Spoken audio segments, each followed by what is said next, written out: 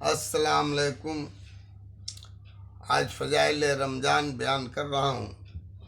مسلم شریف کی ایک حدیث میں ہے کہ صحابہ اکرام رضی اللہ عنہ تعالی ایک غزوہ لڑائی کے سفر میں منزل پر اترے۔ گرمی نہایت سخت تھی اور غربت کی وجہ سے اس قدر کپڑا بھی سب کے پاس نہ تھا کہ دھوپ کی گرمی سے بچاؤ کر لیں۔ بہت سے لوگ اپنے ہاتھ سے آفتاب کی شعاع سے بچتے تھے۔ اس حالات میں بھی بہت سے روزے دار تھے جن میں کھڑے ہو سکنے کا تحمل نہ ہوا، یعنی کھڑے ہونے کی بھی طاقت نہ رہی اور گر گئے۔ صحابہ کرام رضی اللہ تعالیٰ کی ایک جماعت گویا ہمیشہ تمام سال روزے دار ہی رہتے تھے۔ نبی کریم صلی اللہ علیہ وسلم سے سینکڑوں روایات میں مختلف انواع یعنی قسموں کے فضائل نقل کیے گئے ہیں جن کا احاطہ تو مجھ جیسے نکارہ کے امکان سے خارج ہے ہی، لیکن میرا یہ بھی خیال ہے کہ اگر ان کو کچھ تفصیل سے لکھوں تو دیکھنے والے اکتا جائیں گے کہ اس زمانے میں دین امور میں جس قدر بے التفاتی یعنی لاپرواہی کی جا رہی ہے وہ ہر شخص اپنی حالات میں غور کرنے سے معلوم کر سکتا ہے۔ اس لیے 21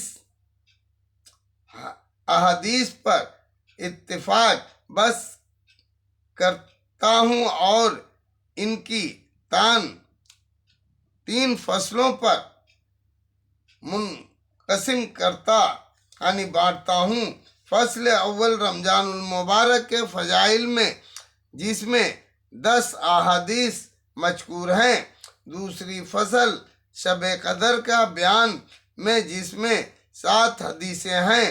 تیسری فصل میں اعتکاف کا ذکر ہے جس میں 3 حدیث ہیں۔ اس کے بعد خاتمے میں ایک طویل حدیث پر اس رسالے کو ختم کر دیا۔ حق تعالی شانہ اپنی کریم ذات اور اپنے محبوب صلی اللہ علیہ وسلم کے طفیل سے اس کو قبول فرمائے اور مجھے سیاہکار کو بھی اس کی برکت سے انتفاع یعنی فائدہ اٹھانے کی توفیق عطا فرمائے۔ فَإِنَّهُ بَرٌّ جَوَادٌ کریم، ترجمہ بلا شبہ وہ بڑا مہربان، سخی اور کرم والا ہے۔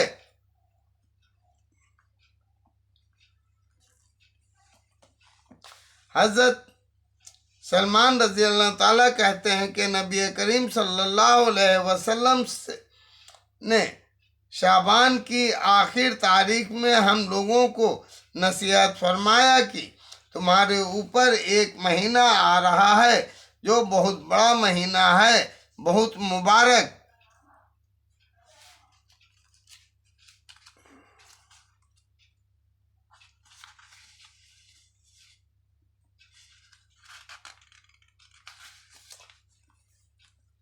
والا مہینہ ہے، اس میں ایک رات ہے شب قدر جو ہزاروں مہینوں سے بڑھ کر ہے۔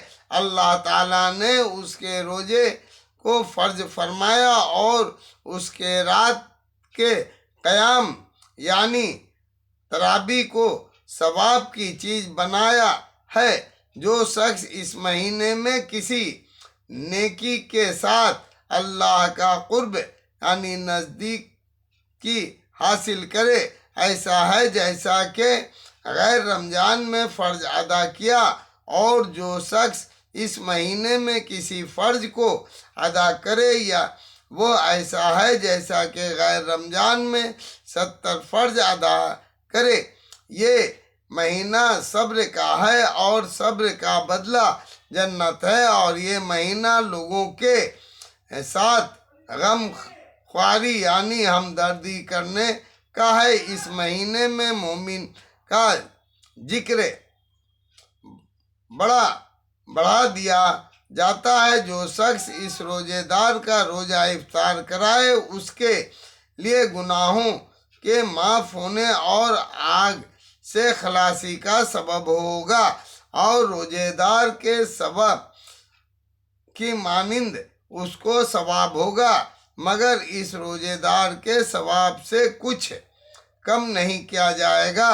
صحابہ رضی اللہ تعالیٰ نے عرض کیا کہ یا رسول اللہ، ہم میں سے ہر شخص تو اتنی وسعت یعنی وسعتگی نہیں رکھتا کہ روزے دار کو افطار کرائے، تو آپ صلی اللہ علیہ وسلم نے فرمایا کہ پیٹ بھر کھلانے پر موقوف نہیں، یہ ثواب تو اللہ جل شانہ ایک کھجور سے کوئی افطار کرا دے، یا ایک گھونٹ پانی پلا دے، یا ایک گھونٹ لسی پلا دے، اس پر بھی رحمت فرما دیتے ہیں۔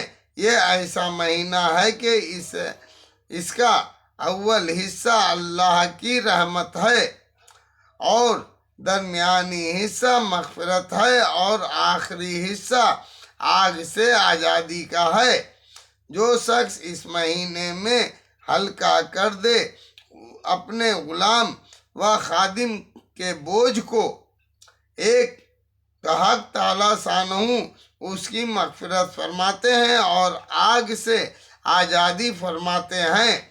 اور 4 چیزوں کی اس میں کثرت زیادتی رکھا کرو، جن میں سے 2 چیزیں اللہ تعالیٰ کی رضا یعنی خوشی کے واسطے، اور 2 چیزیں ایسی ہیں کہ جن سے تمہیں 4 کار نہیں۔ پہلی 2 چیزیں جن سے تم اپنے رب کو راضی کرو وہ کلمہ طیبہ اور استغفار کی کثرت ہے، اور دوسری 2 چیزیں یہ ہے کہ جنت کی طلب کرو اور آگ سے پناہ مانگو۔ جو شخص کسی روزے دار کو پانی پلائے، حق تعالیٰ قیامت کے دن میری حوض سے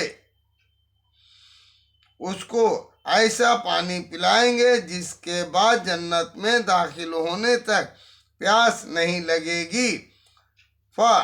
محدثین کو اس کے بعد روا یعنی بیان کرنے والوں میں کلام میں اعتراض ہے، لیکن اول تو فضائل میں اس قدر کلام قابل تحمل یعنی برداشت کے قابل ہے، دوسرے اس کے اکثر مضامین کے دوسری روایت معید یعنی تائید کرنے والی ہے۔ اس حدیث سے چند امور معلوم ہوتے ہیں۔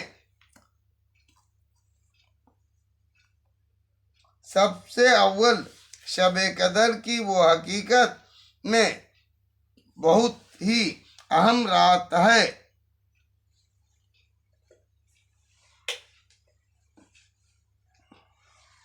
ان اوراق میں اس کا بیان دوسری فصل میں مستقل آئے گا۔ اس کے بعد ارشاد ہے کہ اللہ نے اس کے روزے کو فرض کیا اور اس کے قیام یعنی تراویح کو سنت کیا۔ اس سے معلوم ہوا کہ تراویح کا ارشاد بھی خود حق سبحانہ و تقدس کی طرف سے ہے۔